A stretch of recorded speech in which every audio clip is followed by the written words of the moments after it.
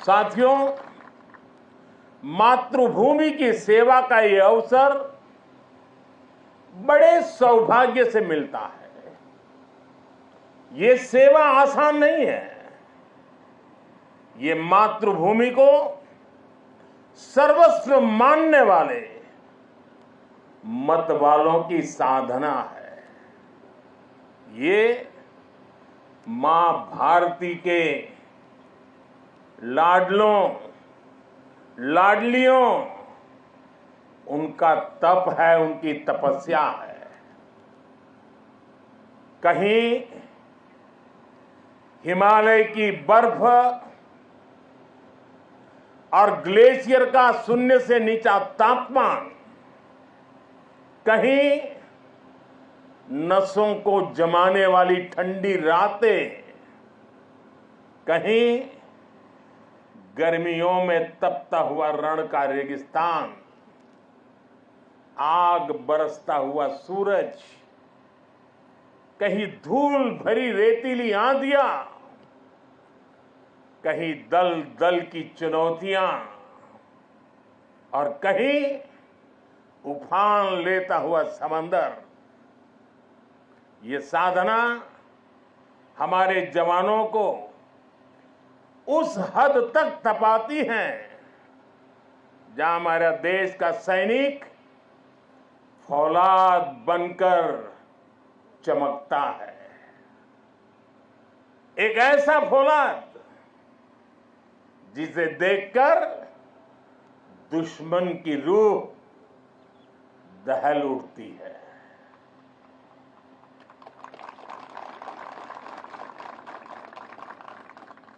दुश्मन भी आपको देखकर सोचता है कि जो ऐसे क्रूरतम प्रहारों से विचलित नहीं हुआ,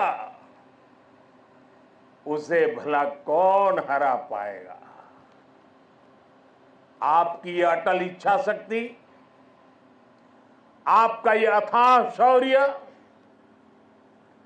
पराक्रम की पराकाष्ठा, देश जब आपको देखता है तो उसे सुरक्षा और शांति की गारंटी दिखाई देती है। दुनिया जब आपको देखती है तो उसे भारत की ताकत दिखाई देती है, और दुश्मन जब आपको देखता है तो उसे बुरे मंसूबों का अंत दिखाई देता है। आप जब जोश में दहाड़ते हैं तो आतंक के आका कांप जाते हैं। यह है मेरी सेना का, मेरे सुरक्षा बलों का पराक्रम। मुझे गर्व है हमारे जवानों ने हर मुश्किल से मुश्किल मौके पर अपने इस सामर्थ्य को सिद्ध किया है। साथियों, आज जब मैं कच्छ में खड़ा हूं तो यहां हमारी नेवी का जिक्र भी उतना ही स्वाभाविक हो जाता है। ये गुजरात का समुद्री तट देश की बहुत बड़ी ताकत है। इसलिए यहां की समुद्री सीमा भारत विरोधी षड्यंत्रों का सबसे ज्यादा सामना करती है। कच्छ के इसी क्षेत्र में भारत की अखंडता का उद्घोष करती ये सर क्रीक भी है। अतीत में इस क्षेत्र को रणभूमि बनाने की कोशिशें भी हुई। देश जानता है सर क्रीक पर दुश्मन की नापाक नजरें कब से टिकी है, लेकिन देश निश्चिंत भी है क्योंकि सुरक्षा में आप तैनात है।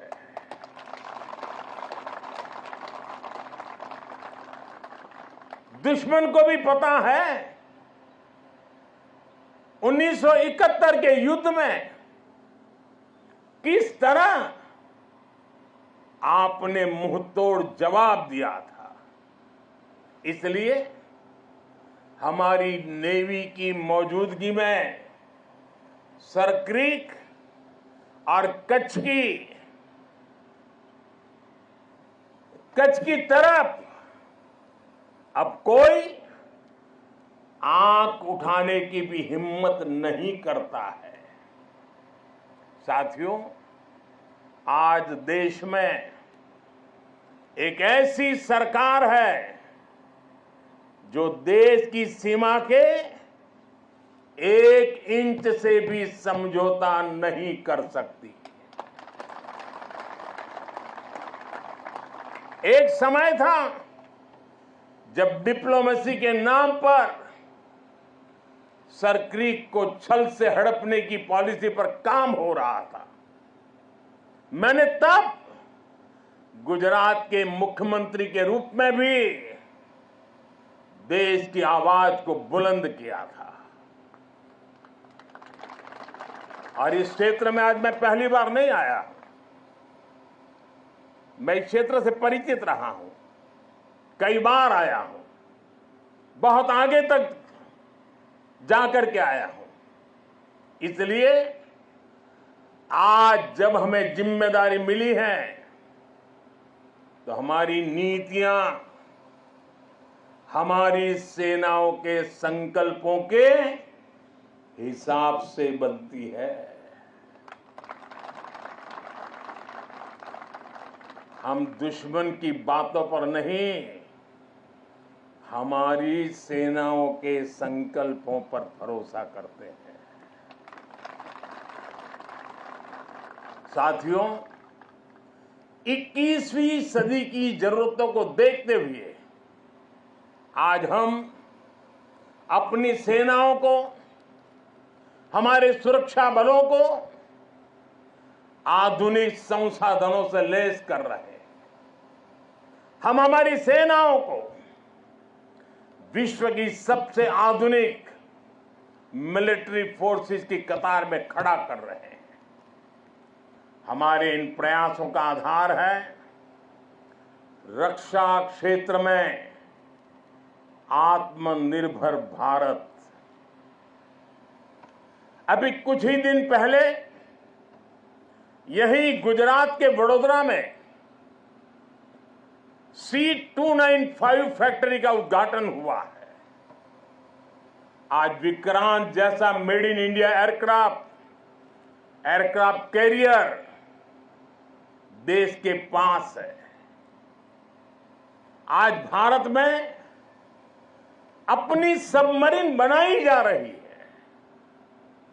आज हमारा तेजस फाइटर प्लेन वायुसेना की ताकत बन रहा है।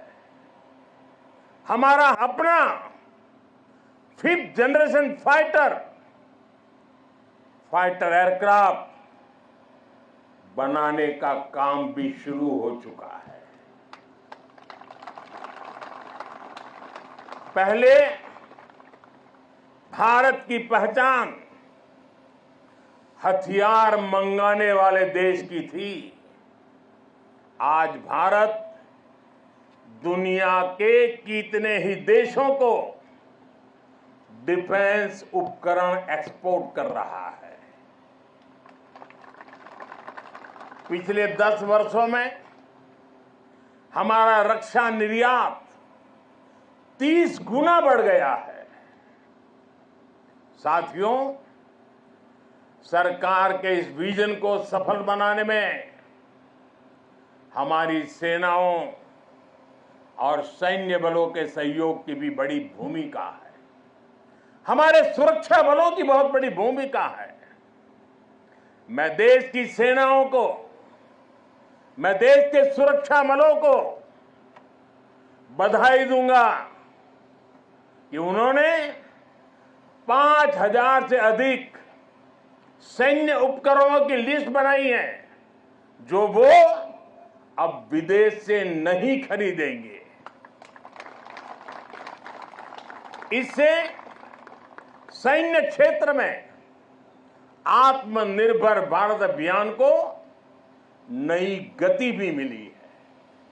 साथियों, आज जब न्यू एज वॉरफेयर की बात होती है तो ड्रोन टेक्नोलॉजी उसका एक अहम टूल बन गई है। हम देख रहे हैं युद्ध में शामिल देश आज ड्रोन टेक्नोलॉजी का जमकर इस्तेमाल कर रहे हैं। ड्रोन से निगरानी हो रही है, ड्रोन से खुफिया जानकारी जुटाई जा रही है, किसी व्यक्ति या जगह की पहचान करने में ड्रोन का उपयोग हो रहा है, ड्रोन सामान पहुंचाने में मदद कर रहे हैं, ड्रोन का इस्तेमाल हथियार के रूप में भी हो रहा है। इतना ही नहीं, ड्रोन पारंपरिक एयर डिफेंस के लिए भी चुनौती बनकर के उभर रहा है। ऐसे में भारत भी ड्रोन टेक्नोलॉजी की मदद से अपनी सेनाओं को, अपने सुरक्षा बलों को सशक्त कर रहा है। सरकार आज 3 सेनाओं के उपयोग में आने वाले प्रीडेटर ड्रोन खरीद रही है। ड्रोन के इस्तेमाल से जुड़ी स्ट्रेटेजी बनाई जा रही है और मुझे खुशी है कि कई भारतीय कंपनियां पूरी तरह से स्वदेशी ड्रोन बनाने में भी लगी है। ढेर सारे स्टार्टअप मैदान में आए हैं। साथियों, आज युद्ध की प्रकृति बदल रही है। आज सुरक्षा के विषय भी नए नए पनपते जा रहे हैं। भविष्य की चुनौतियां और जटिल होंगी।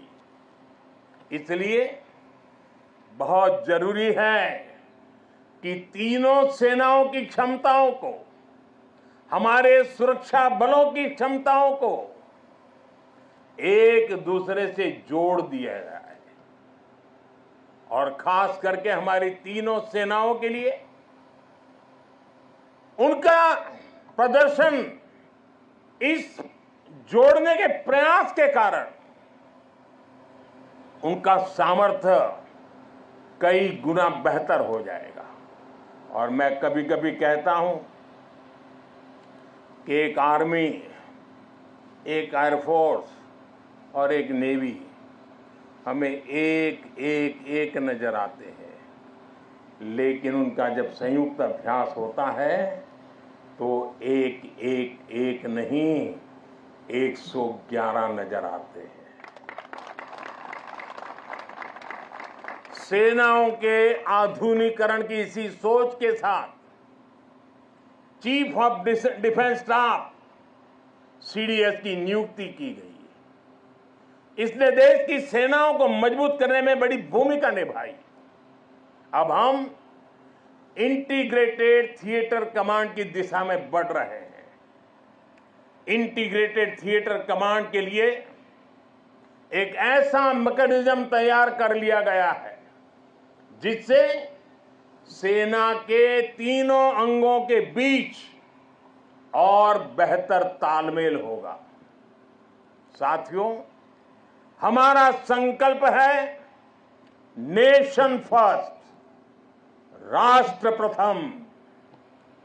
राष्ट्र की शुरुआत उसकी सीमाओं से होती है। इसलिए बॉर्डर इंफ्रास्ट्रक्चर का विकास देश की सबसे बड़ी प्राथमिकताओं में है। बीआरओ ने 80,000 किलोमीटर से ज्यादा सड़क का निर्माण किया है। लद्दाख और अरुणाचल प्रदेश में भी रणनीतिक रूप से महत्वपूर्ण सड़कें बनाई गई है। पिछले 10 वर्षों में बीआरओ ने 400 के आसपास बड़े पुल बनाए हैं। आप जानते हैं, देश के सबसे दूर दराज के इलाकों में ऑल वेदर कनेक्टिविटी के लिए हमारी सेनाओं के लिए टनल कितनी महत्वपूर्ण है। इसलिए पिछले 10 वर्षों में अटल और सेला जैसी सामरिक महत्व की अनेकों बड़ी सुरंगों का निर्माण पूरा किया है। बीआरओ देश के अलग अलग हिस्सों में टनल बनाने के काम को तेज गति से पूरा कर रहा है। साथियों, हमने सीमावर्ती गांवों को आखिरी गांव मानने की सोच भी बदली है। आज हम उन्हें देश का प्रथम गांव कहते हैं। आखिरी गांव नहीं, वो प्रथम गांव है। वाइब्रेंट विलेज योजना के तहत देश के प्रथम गांवों का विकास किया जा रहा है। वाइब्रेंट विलेज यानी सीमा पर बसे ऐसे वाइब्रेंट गांव जहां वाइब्रेंट भारत के प्रथम दर्शन हो। हमारा देश का तो ये विशेष सौभाग्य है कि हमारे ज्यादातर सीमावर्ती इलाकों को प्रकृति ने विशेष आशीर्वाद दिया है। वहां पर्यटन की अपार संभावनाएं हैं।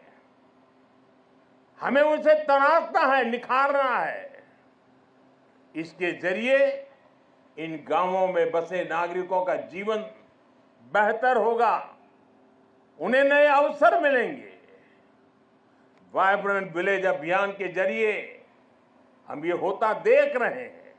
आप ही के यहाँ आसपास के जो दूर दराज के आखिरी गांव कहे जाते थे, जो आज पहले गांव है, वहां सीवीड का काम आपकी नजरों के सामने तेजी से बढ़ रहा है। बहुत बड़ा आर्थिक नया एक क्षेत्र खुल रहा है। यहां मैंग्रोव के पीछे एक बड़ी ताकत हम लगा रहे हैं।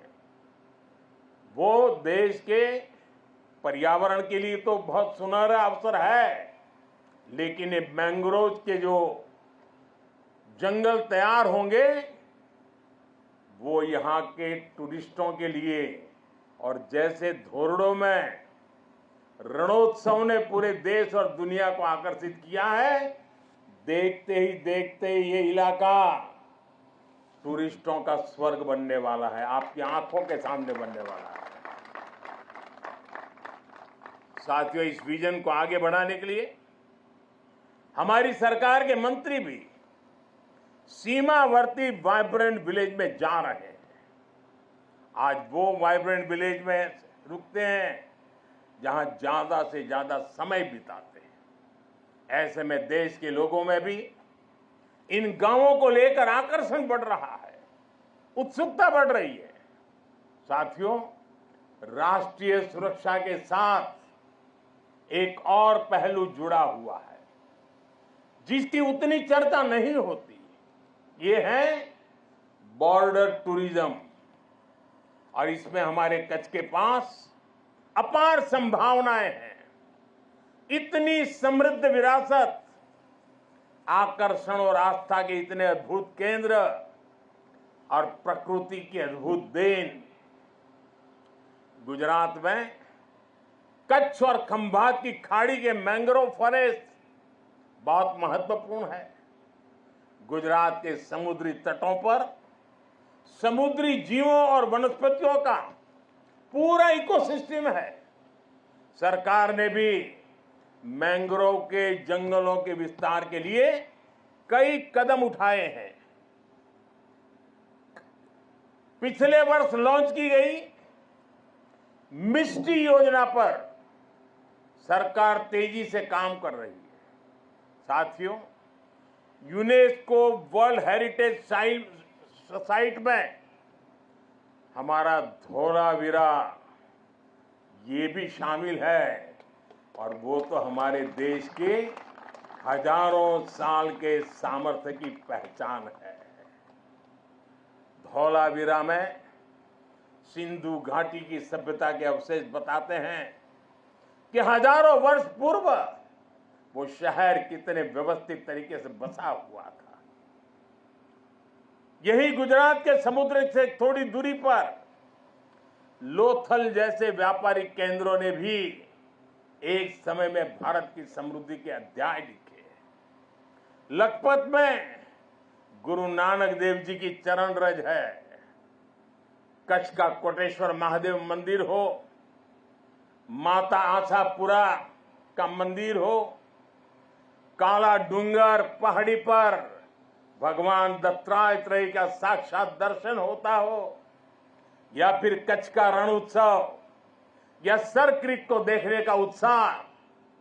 कच्छ के एक जिले में ही पर्यटन का इतना पोटेंशियल है कि टूरिस्ट को पूरा हफ्ता भी कम पड़ जाए।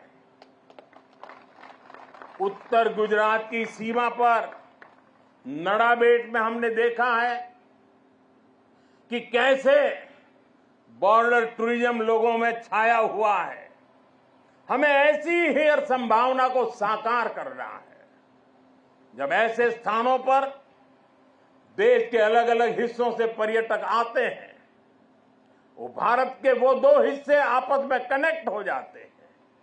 वो पर्यटक अपने साथ राष्ट्रीय एकता का प्रवाह लेकर आता है और राष्ट्रीय एकता की ऊर्जा लेकर जाता है, और यहां एक भारत श्रेष्ठ भारत की भावना को जीवंत कर देता है, अपने क्षेत्र में जाकर के भी कर देता है।